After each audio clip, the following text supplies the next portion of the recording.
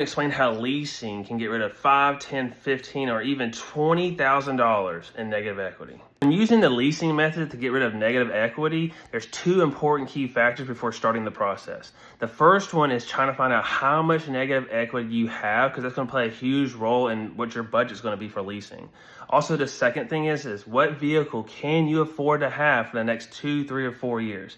What I mean by that is if you have a family of 2 right now, right? But in the next 3 years, you plan on having 1 or 2 children, you don't want a 2-door Mustang, right? Because you're not gonna have enough room for your family. So make sure the vehicle you're gonna get, you're gonna be able to hold on to for the next 3, 4 years, 2 years, depending on the lease. So the next thing you wanna do is get with somebody like me or a professional who's obsessed with the car business and knows exactly what best deals are out there, right? Because the best deals possible is what's gonna help you get in the best position possible when it comes to leasing. Now, there's situations where I've been able to trade people out of their vehicle, they're $15,000 negative, and they're paying already $700 a month, but because there's about $15,000 to $20,000 in discounts on leases on certain vehicles, their payment stays roughly the same. So now to why leasing is so beneficial when you have all this negative equity. In 2, 3, or 4 years at the end of your lease, you can either A, buy the remainder of the vehicle, B, you can sell it to somebody, C, you can trade it in, or D, and this is where most people do, is you can walk away from your lease. Why is this beneficial?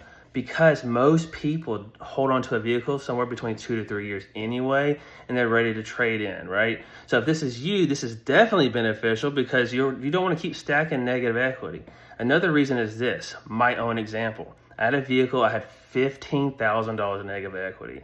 I traded in on a Mustang Mach-E because I like the Mustang Mach-Es. Leasing the Mustang Mach-E gave me an extra $10,000 in rebates. My payment dropped $40 a month.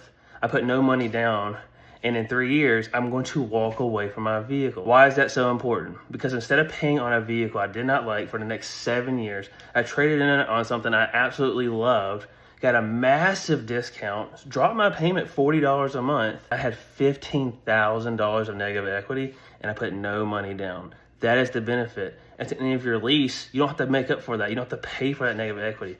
You get to walk away. Let me know in the comments, do you think leasing is the best way possible to get rid of negative equity without coming out of pocket? Or do you think I'm just full of it? For more content like this, follow Corey Creates Deals.